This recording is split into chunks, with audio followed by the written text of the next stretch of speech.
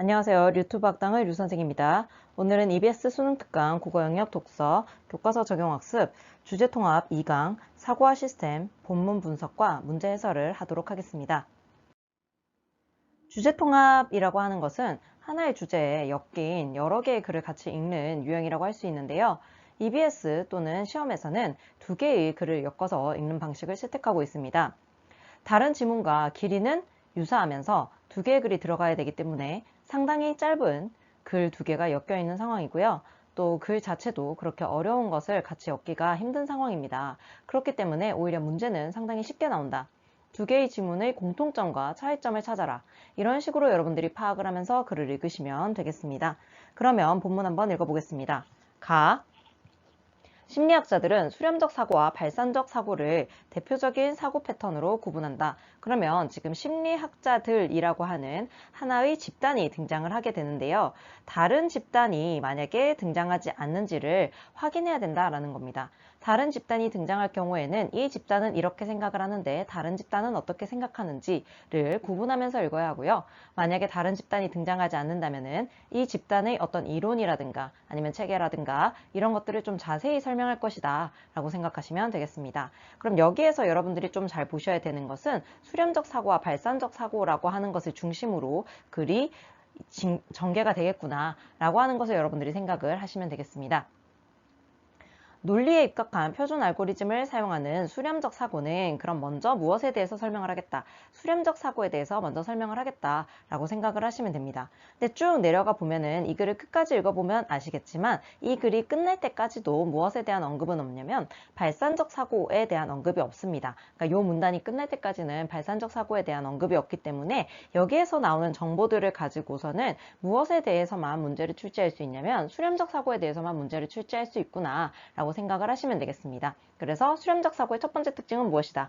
논리에 입각한 표준 알고리즘을 사용한다 라고 하는 게 첫 번째 특징이다. 그 다음 다양한 문제풀이에 동원된다 라고 하는 게 두 번째 특징이다. 그런데 두 번째 특징인 다양한 문제풀이에 동원된다 라고 하는 것은 사실 문제화하기는 조금 어렵다라고 볼 수 있는데요. 왜냐하면 어떻게 동원되는가 어떻게 라고 하는 문제가 훨씬 출제하기에는 편하기 때문에 이 부분은 다양한 문제풀이에 동원되는구나 라고만 생각하시면 되고요. 오히려 선택지로 만들기 쉬운 것은 논리에 입각한 표준 알고리즘을 사용한다 라고 하는 부분이 선택지로 만들기는 쉽겠다 라고 생각하시면 됩니다. 예를 들어 이 부분은 표현 방식 부분으로 출제할 수가 있겠다라는 부분을 체크를 해두셔야 되겠죠. 이 글을 끝까지 읽어보시면 아시겠지만 가와 나에서 표현상의 특징이 그렇게까지 두드러지는 부분이 많지가 않습니다. 그렇기 때문에 서술상의 특징 또는 내용 전개 방식, 표현 방식으로 적절한 것은 문제 정도밖에 출제를 할 수 없겠구나 라고 생각을 하셔야 됩니다. 예를 들어 의사들은 열이 있고 의식이 없는 사람을 보면 감염이나 열 발작 때문이라고 생각한다. 때문일 수 있다고 생각한다.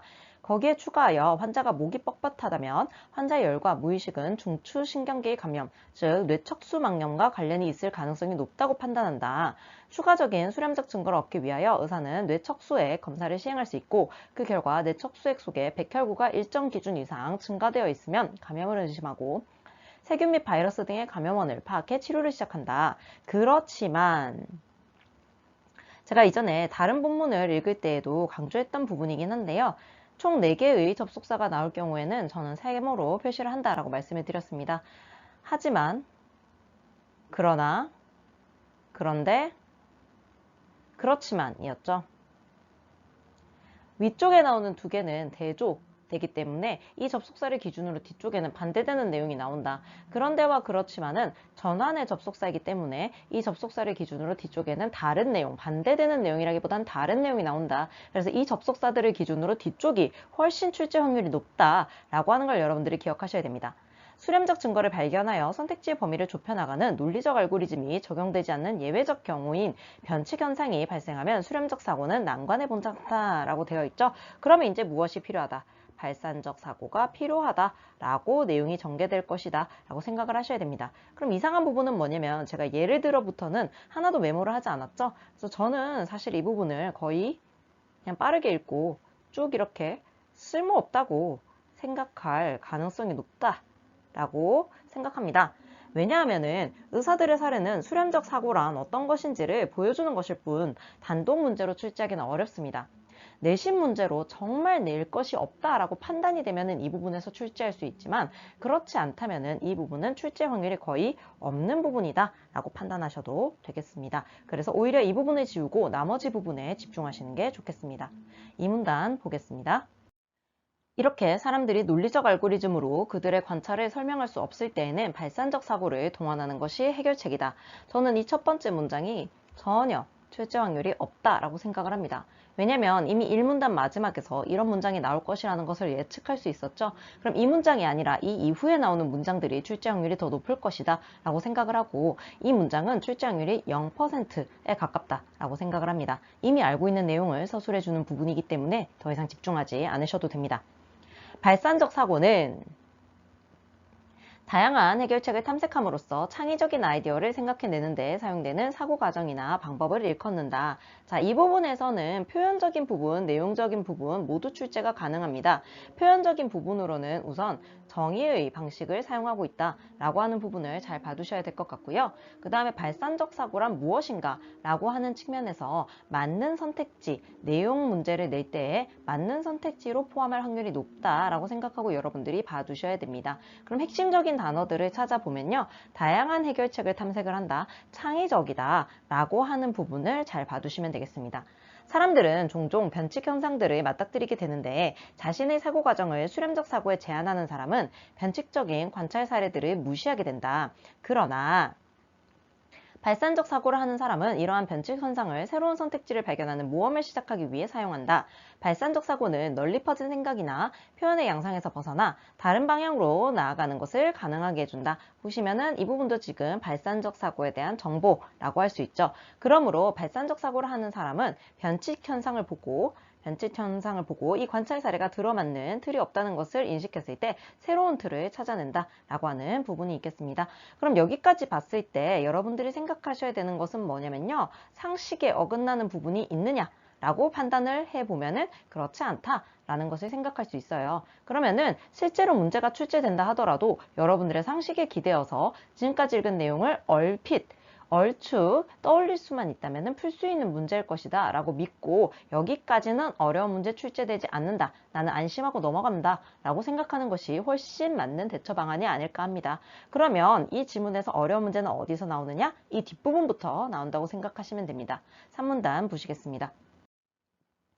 발산적 사고와 전두엽의 관계는 일찍부터 알려져 왔다. 갑자기 지금 무슨 얘기가 나온다? 발산적 사고와 전두엽의 관계에 대해서 나오고 있죠. 그럼 이제 여러분들이 떠올리셔야 되는 것은 뭐냐면은 하나를 떠올리셔야 돼요. 뭐냐면은 그러면 수렴적 사고는 이라고 생각을 해야 됩니다. 그래서 이 글에서는 만약에 선택지가 수렴적 사고와 전두엽의 관계에 대해서 언급을 하게 된다라고 한다면은 이게 이 글을 읽고 나서 독자가 떠올릴 수 있는 추가 질문으로 적절하지 않은 것은 문제가 아닌 이상은 그런 문제가 출제될 수는 없다. 틀린 선택지다 라고 판단하셔야 되겠습니다. 위스콘신 카드 분류 검사는 이것도 예시가 되겠죠. 발산적 사고를 검사할 수 있는 표준적인 방법으로 일찍이 정착되었다. 이런 검사가 있다라는 것만 알면 되지 이 문장은 큰 의미가 없겠죠. 이 검사에서 피험자는 한 세트의 카드를 받고 카드를 분류하는 원칙을 모른 채로 카드를 하나씩 분류할 때마다 시험관의 반응으로부터 그 원칙을 추리해야 한다. 최초의 분류 원칙에 도달하는 것은 수렴적 사고를 요구한다. 저는 이 문장이 출제확률이 굉장히 높다라고 생각을 했습니다. 왜냐면은 제일 처음부터 수렴적 사고가 아닌 발산적 사고를 사용한다라는 식으로 선택지가 구성이 될 경우에는 틀렸다라는 것을 여러분들이 판단할 수 있어야 되기 때문이죠. 그렇지만 검사가 진행되는 동안 시험관은 분류 기준을 임의로 바꾼다. 가정이죠. 처음에는 모양의 기준이었던 것을 색으로 바꾼다. 그러면 피험자는 시험관의 반응에 따라 분류 전략을 바꾸어야 한다. 피험자가 바뀐 분류 기준을 추론하는 능력은 발산적 사고에 직결되어 있다. 자, 추론이라는 단어는 어디에 연결이 된다? 발산적 사고에 연결된다. 라고 하는 것을 체크해 두셔야 되겠죠. 발산적 사고의 전두엽이 핵심적인 역할을 한다는 것은 의학적으로 제어하기 힘든 간질 치료를 위해 전두엽 절제술의 처치를 받은 환자가 이 카드 분류 검사를 제대로 통과할 수 없었음을 보여준 연구를 통해 알려졌다. 그래서 이러한 사실을 발견하게 된 계기가 무엇이냐라고 하는 게 만약에 문제로 나온다라고 한다면 이 부분에서 힌트를 얻어서 어떤 단어가 나와야 된다. 간질이라는 단어, 그 다음 환자라는 단어, 그 다음 전두엽 절제술이라고 하는 단어가 나온 선택지를 찾아야 되겠다라고 생각을 하시면 되겠습니다. 그래서 발산적 사고와 전두엽의 관계를 살짝 언급만 해준 거예요. 그럼 여러분들은 이제 어디에 집중을 하고 싶어 할 거냐면은 이 검사가 어떤 과정을 통해서 이루어졌는지 하는 부분을 좀 꼼꼼하게 문제를 내지 않을까라고 생각하겠지만요. 출제자들은 실제로 그렇게 너무 지엽적인 부분에서 문제를 내는 것을 사실 좀 부끄러워할 때가 있습니다. 그래서 이 글에서 그래도 좀 핵심적인 부분을 다루고 싶다, 좀 중요하다 싶은 부분을 다루고 싶다라고 하는 욕구가 출제자들에게도 있기 때문에요. 여러분들이 이런 부분에 집중하기보다는 오히려 조금 중요한 부분에 집중하는 것이 좋지 않을까라고 생각합니다. 그럼 중요한 부분이 어디에 나오느냐? 이 뒷부분부터 나온다라고 볼 수가 있겠죠. 그럼 마지막 부분인 A 부분이 가장 중요하다는 얘기인데요. A 부분 함께 보도록 하겠습니다. 전두엽이 어떻게 발산적 사고와 관련되는지는 분명하게 밝혀져 있지 않지만, 자, 그럼 여러분들 주의하셔야 되는 것은 뭐냐면은 분명하게 하나하나 다 밝혀졌다라고 하는 선택지가 있으면 이건 맞다 틀렸다라고 하는 것을 여러분들이 정확하게 인식하고 있어야 되겠습니다. 여러 설명 방식 중 한 가지는 내분기계 조절과 관련된다. 그러니까 하나의 시도다라고 하는 거죠. 발산적 사고는 되뇌 피질에서 다양한 의미 개념 연결망의 활성화를 요구하는데, 자, 발산적 사고가 무엇을 요구한다? 되뇌 피질. 너 지금 뭐를 해라? 다양한 의미 개념 연결망의 활성화를 해라 라고 요구를 한다라는 겁니다. 이 연결망의 활성화를 촉진하는 것은 신경 전달 물질인 카테콜아민류라고 되어 있습니다. 저는 이제 발음이 어려우니까 카라고 할게요. 그럼 이렇게 활성화시키려면 누가 영향을 미친다? 카가 영향을 미친다라는 겁니다. 뇌 안쪽 깊숙이 있는 뇌관의 일부인 뇌교에, 그러면 지금 어디가 어디에 포함이 된다? 뇌관 안에 뇌교가 포함이 된다라는 거죠. 위치한 뉴런들이, 그럼 뇌교에 위치한 뉴런들이니까 뉴런도 사실 뇌교 안에 들어간다라고 볼 수가 있겠죠. 되뇌 피질에 노르에피네프린 같은 카테콜 아민류에 속하는 물질을 공급하는데, 이 뉴런들의 활동은 전두엽에서 뇌교로 보내는 신호에 의해 조절된다. 그럼 볼게요. 뉴런들의 활동은 전두엽에서 뇌교로 보내는 신호에 의해 조절이 된다라는 거예요. 그러면 서로의 영향 관계를 보면은, 자, 그리고 여러분들 이 방향성 같은 것은 좀 주의를 하셔야 돼요. 왜냐하면 내신 문제도 그렇지만 수능에서도 어떤 문제가 출제가 되냐면요. 요거 두 개의 순서를 이렇게 바꾸어서 뇌교에서 전두엽으로 보내는 신호 이렇게 되면 틀린 선택지라는 것을 여러분들이 알아야 되는데, 그런 부분을 알기가 매우 쉽지가 않아요. 왜냐하면 언급이 되지 않은 부분이 아니고 굉장히 유사한 표현을 본 적이 있기 때문에 이 내용 나왔었어 라고 생각하고 넘어가거든요. 그래서 이 방향성을 좀 잘 보셔야 됩니다. 그럼 뉴런들의 활동은 이것에 의해서 영향을 받아서 조절이 되는데, 자, 그러면은 이 활동이 누구한테 영향을 미친다? 뉴런들한테 영향을 미친다. 그럼 뉴런은 어디에 있다? 뇌교 안에 있다. 뇌교는 어디에 있다? 뇌관에 있다. 그런데 이런 물질이 나오면은 무엇을 요구한다? 되뇌 피질에게 영향을 미친다. 그러니까 지금 여러분들 이 생각을 하셔야 돼요. 지금 누가 누구를 치고 있는지를 판단을 하셔야 되는데, 뉴런이 누구를 친다? 뉴런이 누구를 치냐면 칼을 내보내라고 하는 거예요. 그러면은 칼을 내보내면은 어떻게 된다? 칼을 내보내게 되면은 어떤 것들이 활성화가 된다라는 거예요. 활성화가 되는데, 이 활성화는 어디에서 일어나는 것이다? 대뇌에서 일어난다. 대뇌 피질에서 일어난다 라고 해야 돼요. 근데 이 대뇌 피질한테 명령을 내려주는 것이 누구다? 전두엽이다 라고 봐야 되는 거죠. 그리고 가장 핵심적인 부분은 사실 저는 이 부분 봤으면 이게 핵심이 되는 문제가 출제되겠네 라고 생각을 했을 것 같아요. 그래서 여러분들 이런 영향관계 반드시 기억해야 될 것은 무엇이다? 이 영향관계 또는 방향 부분을 절대 헷갈리시면 안 됩니다. 왜냐면은 이 부분은 헷갈리게 출제하기 너무너무 좋은 부분이기 때문에 내신에서도 그리고 EBS에서도 수능에서 연계가 된다 하더라도 집중할 부분이기 때문에 여러분들 방향성이 드러날 경우에는 반드시 잘 기억을 해두시고 화살표를 표시하시기 바랍니다. 이렇게 전두엽이 뇌교 노르에피네프린계를 통제하기 때문에 전두엽이 발산적 사고에서 결정적인 역할을 한다고 여겨진다라는 거예요. 하지만 제일 첫 번째 봤듯이 분명하게 밝혀지지는 않았다라는 것까지 기억을 하셔야 되겠죠. 자, 그럼 여기까지가 가고요. 나까지 다 읽고 문제 풀어보겠습니다. 인간의 판단 과정을 고려할 때 우리 뇌가 시스템 1과 시스템 2라는 상이한 사고 모드를 활용한다는 점은 주목할 만하다. 보통 시스템 1은 빠른 사고, 시스템 2는 느린 사고라고 불린다. 시스템 1은 직관적으로 결정을 내리는 모든 사고 과정을 관할하며 주저함 없이 신속하게 판단하는 기능을 한다. 그러면 핵심 어들 동그라미 쳐보면 직관적, 그죠? 그 다음에 주저함 없이 신속 판단.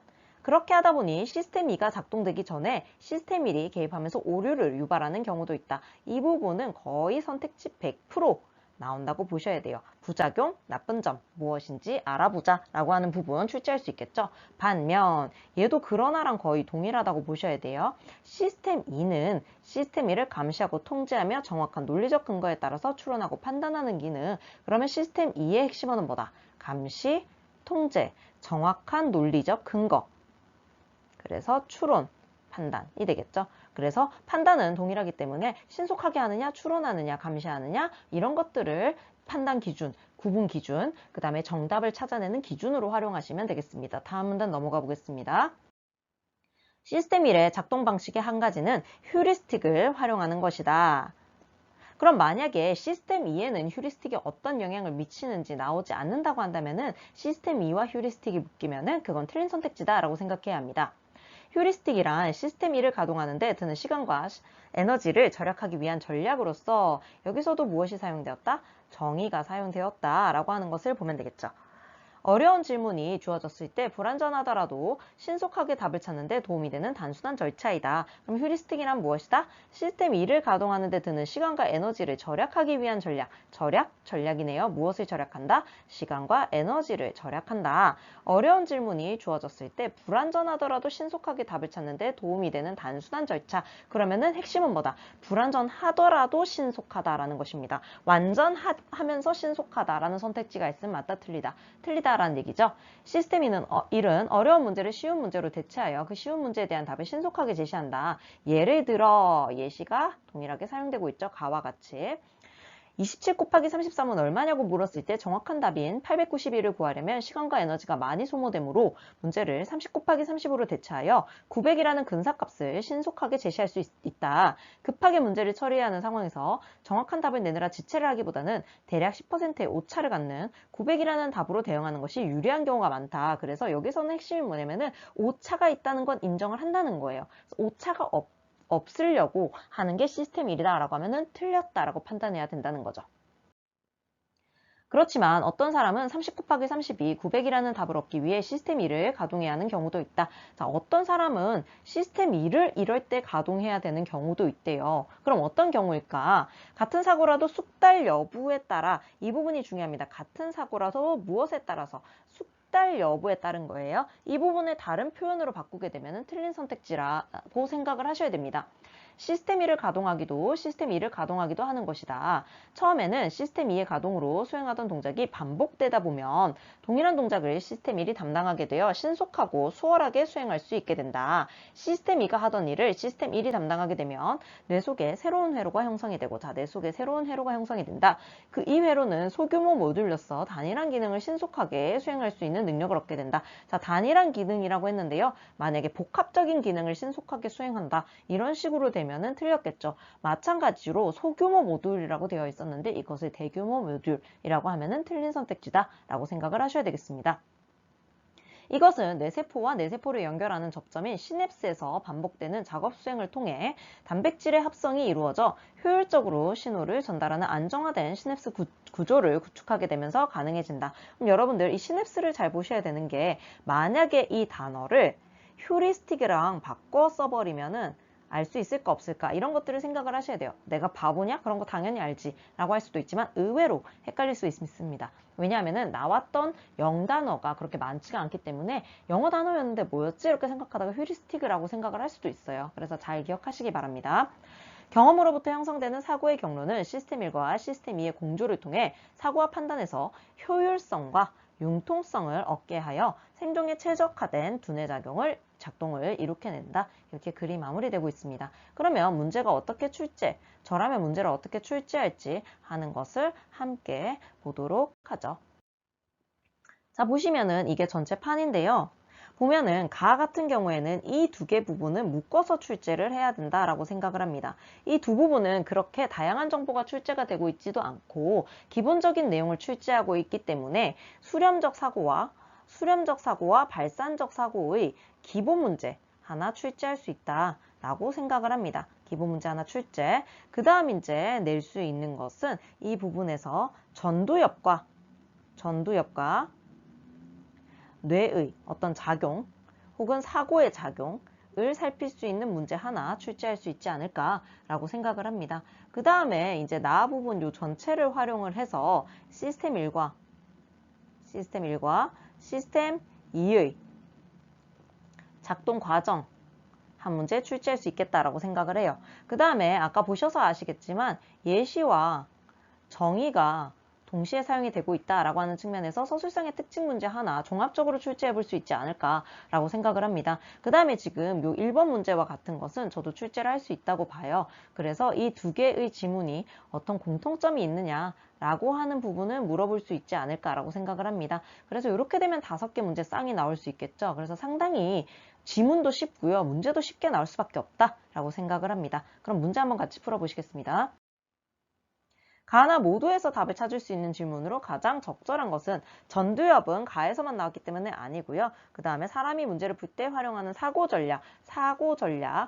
부분은 동시에 나왔기 때문에 요거는 세모라고 생각하고 가면 될 것 같고요. 그 다음에 논리적 알고리즘은 인간의 사고 과정에서 어떤 방식으로 개입하는 것일까? 알고리즘이란 단어 자체가 가에서만 나왔어요. 그 다음에 쑥다리라는 단어 나에서만 나왔고요. 그다음 문제를 풀 때 옳은 답을 내는 경우와 그렇지 못한 경우에는 뇌의 작동 차이는 뭘까라고 나와 있는데요. 이런 뇌라든가 옳은 답을 내는 경우와 그렇지 못한 경우에 대한 내용은 거의 언급되지 않았다라고 봐야 되겠죠? 그럼 답은 2번 쉽게 갈 수 있을 겁니다. 그래서 이런 문제를 푸실 때는 여러분들이 어떻게 접근을 하시면 되냐면요. 핵심 단어가 무엇인가를 파악을 하고요. 그 다음에 언급이 되었느냐라고 하는 것을 파악을 하시기 바랍니다. 언급이 되지 않은 단어를 사용해서 문제를 출제할 수는 없습니다. 이번 문제, 기억이 발산적 사고를 못하는 이유를 A에서 찾은 것으로 가장 적절한 것은, 그럼 아까도 말씀드렸죠. 누가 누구에게, 전두엽이 누구에게, 전두엽이 뇌교에게 칼을 내놔라 라고 한다고요. 그러면은 칼은 어디에서 활성이 된다? 대뇌 피질에서 활성화가 된다. 근데 핵심은 뭐다? 전두엽이 어떤 역할을 하느냐라고 하는 것이 핵심이다 라고 했습니다. 그러면은 어떤 부분에서 보면 된다? 가장 적절한 것은 전두엽이 뇌교의 노르에피네프린의 분비를 촉진하라는 신호라고 하는 것도 핵심 단어였죠. 그래서 신호라는 단어가 어디 나왔을까라고 하는 것을 보시면은 지금 신호가 나와 있는데 지금 뇌교에서 전두엽으로 가는 것은 아니기 때문에 답은 1번. 이런 식으로 추론을 할 수 있다라고 보시면 되겠죠. 그래서 상당히 어렵게 낸 문제기는 한데 여러분들이 방향성만 정확하게 잡으면은 쉽게 풀어낼 수 있는 문제다라고 생각하시면 되겠습니다. 3번 니은과 디귿을 비교한 내용으로 적절하지 않은 것은, 그런 문제만 보고 알 수 있어요. 니은은 디귿과 달리 신속하게 해결책을 제시한다라고 봐서 얘가 1, 얘가 2라고 하는 것을 볼 수 있겠죠. 그 다음에 직관, 논리 모두 휴리스틱을 동원하느냐? 휴리스틱은 몇 번? 시스템 1만 해당되는 거였죠. 그래서 디귿은 숙달되지 않은 사고를 할 때 니은보다 더 많이 활용이 되고, 디귿은 가동되는데 에너지가 많이 소모되지만 니은은 수월하게 작동한다. 그래서 나머지 부분은 쉽게 갈 수 있습니다. 그래서 휴리스틱 부분도 제가 글을 읽으면서 언급을 했었죠. 이런 식으로 핵심을 좀 잡아내시는 게 중요하다라고 생각하시면 되겠습니다.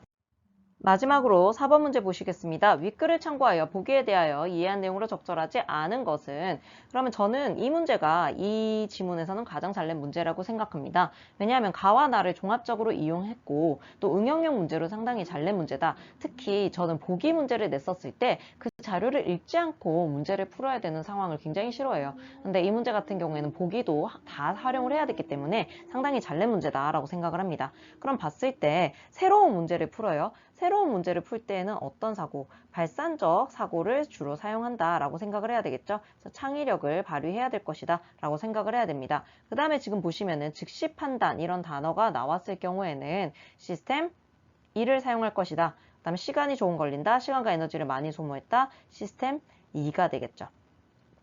한번 보겠습니다. 처리가 문제의 암산이 어렵다는 것을 아는 데에는 수렴적 사고보다는 발산적 사고가 라고 되어 있지만 문제를 해결하는 것이기 때문에 발산적 사고가 훨씬 많이 사용되겠죠. 답은 1번이 되겠고요. 그 다음에 2번 보시면은 이 사륙 공고가 답이 아닌 것을 아는 데는 즉시 판단이었으니까 시스템 1 맞는 얘기죠. 그 다음에 처리가 5, 6구가 답이 아니라는 것을 인식하는 데에는 수렴적 사고가 사용이 되었구나 라고 하는데요. 5, 6구라고 하는 것은 논리적인 근거를 따져서 선택지를 좁혀나가는 방식을 사용하고 있어요. 이 부분에서는 수렴적 사고를 사용한 게 맞겠죠. 그다음 암산으로 답을 구하는 과정에서는 시간이 조금 걸리게 된 거죠. 이 전체 과정이. 그러다 보니까 시스템 2가 동원이 되었을 것이고요. 시간과 에너지를 많이 소모한 것은 여기에서 시냅스를 사용한 거예요. 만약에 여기에서까지 시냅스라고 하는 단어를 사용하지 않았으면은 이 문제는 출제 자체를 잘못한 겁니다. 왜냐하면 본문에서 시냅스라고 하는 내용을 썼으면은 출제를 할 때도 시냅스라고 하는 정보를 사용할 게 아니라면 그 내용은 지웠어야 돼요. 본문 자체에서. 근데 여기에서 사용을 했기 때문에 다행히 본문을 잘 끊어냈다라고 여러분들이 생각하시고 문제를 풀어야 된다는 거죠. 답은 상당히 쉽게 나와 있습니다. 그래서 이 지문은 상당히 쉽게 읽히기 때문에 문제 자체도 어렵게 낼 수가 없었어요. 하지만 연습 문제 블로그에 실어둘 테니까요. 여러분들 좀 더 깊이 공부하고 싶으시다면 블로그에 접속하셔서 추가 문제 한번 풀어보시기 바랍니다. 이상 류튜브 학당의 류 선생이었습니다.